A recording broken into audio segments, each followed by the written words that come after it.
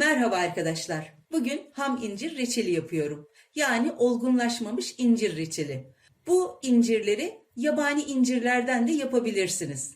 Çünkü yabani incirler belli bir büyüklüğe geldikten sonra dökülüyorlar. Yani meyveye dönüşmüyorlar. O yüzden o yabani incirleri reçel yaparak değerlendirebilirsiniz. Ben şimdi bu ham incirlerin sap kısımlarını temizleyerek işe başlıyorum. Şöyle şu uç kısmını çok derin olmayacak şekilde alıyorum.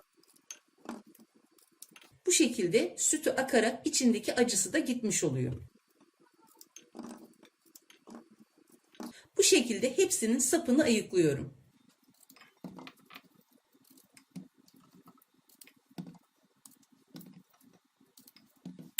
Tüm incirlerin sapını kestim.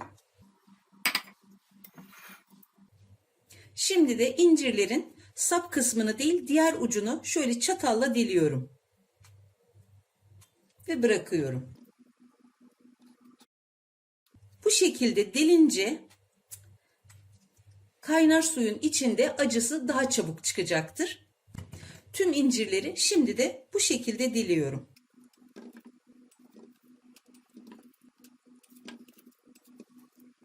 Tüm incirlerimi hazırladım. İncirleri hazırlarken mutlaka elinize eldiven giyin derim. Çünkü incirin sütünün alerjik bir özelliği var. Aynı zamanda böyle yapış yapış elinizi zor temizlersiniz. İncirleri hazırlarken bir taraftan da tencereme su koydum. Şu anda su kaynamak üzere. Artık ocağımın başına geçiyorum. Suyum kaynıyor. Kaynayan suyun içine incirleri bırakıyorum.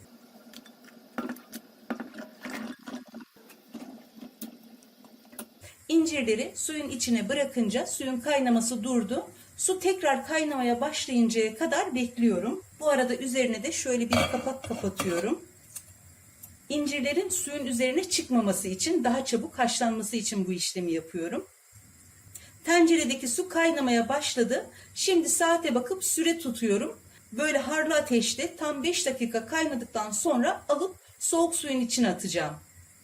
5 dakika doldu. Hemen alıp soğuk suyun içine atıyorum.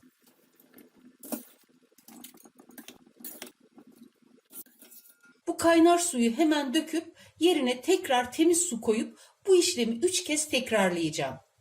Soğuk suyun içinde beklettiğim bu incirleri tek tek avucumun içine alıp şu sap kısmı üstte kalacak şekilde şöyle yavaşça sıkıyorum.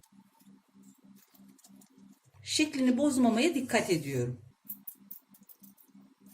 Bu şekilde. Tüm incirleri bu şekilde hazırlıyorum. Tencereme tekrar su doldurdum. Kaynamaya başladı. İyice sıktım. İncirleri içine atıyorum ve ikinci kez haşlıyorum. Süreyi su kaynamaya başladıktan sonra tutuyoruz. Hemen şimdi süre tutmuyorum. Su tekrar kaynamaya başladı. Süre tutup 5 dakika daha kaynatıyorum. 5 dakika doldu. Hemen soğuk suyun içine atıyorum. O sıkılmış vaziyetteyken sıcak suyun içine atılınca tekrar kendini toparlayıp böyle eski formunu alabiliyor. İncirlerin ikinci kez suyunu sıkıp çıkarıyorum. Çok kolay çıkıyor bu sefer. Artık son kez haşlıyorum. Tencerem kaynamaya başladı. Son kez 5 dakika daha kaynatıp ocaktan alacağım. Artık süre doldu. Hemen ocağımı kapatıyorum. İncirleri son kez soğuk suyun içine atıp reçel yapımına geçiyorum. Şimdi de şerbetini hazırlıyorum. Şerbeti için tencereme 1 kilogram incir için 6 su bardağı şeker ekliyorum. 6 su bardağı şeker 1 kilo 250 grama denk gelmektedir. Bu reçelde şeker oranını diğer reçellere göre bir miktar fazla ekliyoruz. Kıvamının güzel olması ve daha çabuk kıvam alabilmesi için şeker oranını biraz yüksek tutuyoruz. 6 bardak şekeri tencereme alıyorum. 1 kilogram incir için 1 litre de su tencereme alıyorum. Ocağı yaktım. Ocak harlı ateşte ve şekerler eriyene kadar karıştırıyorum.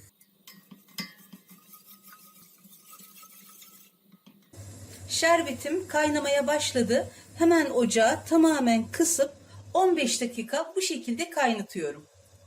Şerbetim kaynarken ben de soğuk suyun içinde bekleyen incirleri tekrar sıkıp havlu kağıdın üzerine alıyorum.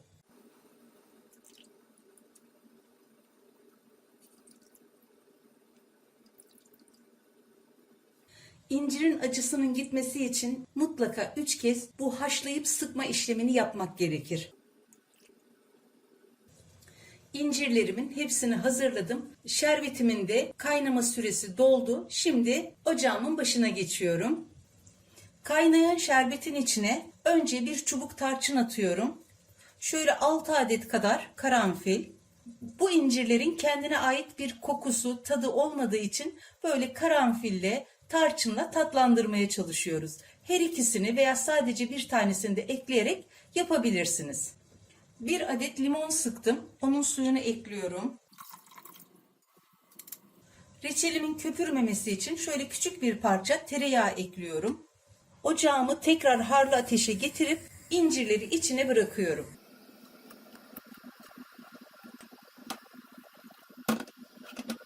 Şu anda ocağım harlı ateşte. Kaynayana kadar bu şekilde harlı ateşte tutuyorum. Reçelim kaynamaya başladı. Ocağı orta kısığa getirip kıvam alıncaya kadar bu şekilde pişiriyorum. Arada kaşıkla ya da tencereyi bu şekilde sallayarak karıştırabilirsiniz. Reçelim yaklaşık 1 saattir orta kısıkta kaynıyor. Şimdi kıvam testi yapacağım. Ona göre ocaktan alıp almayacağıma karar vereceğim. 1 saatlik süreye kesinlikle bağlı kalmayın. Çünkü herkesin ocağı farklılık gösterebilir. Bazen 1 saat az gelebilir, bazen çok fazla gelebilir. O yüzden mutlaka gözlemleyerek kıvam testi yaparak reçelinizin kıvama gelip gelmediğini test edin. Şimdi reçelimin sulu yerinden bir kaşık alıp soğutup kıvamına bakacağım.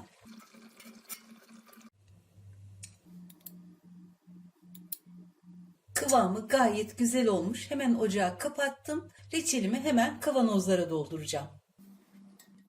Önce bir kısmını sunum tabağına alıyorum.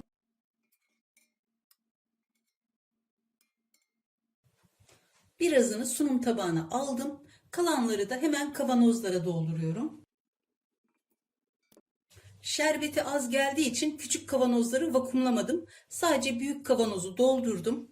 Şöyle hiç kullanılmamış 0,1 kapakla ağzını şöyle 3 geri 1 ileri yaparak sıkıca kapatıyorum. Bu şekilde ters çevirmeden kendiliğinden vakumlanıyor.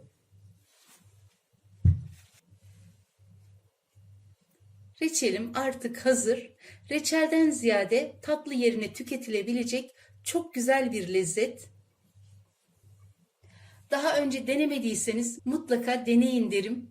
Şimdiden yapacak ve deneyecek olan herkese kolay gelsin, afiyet, şifa olsun.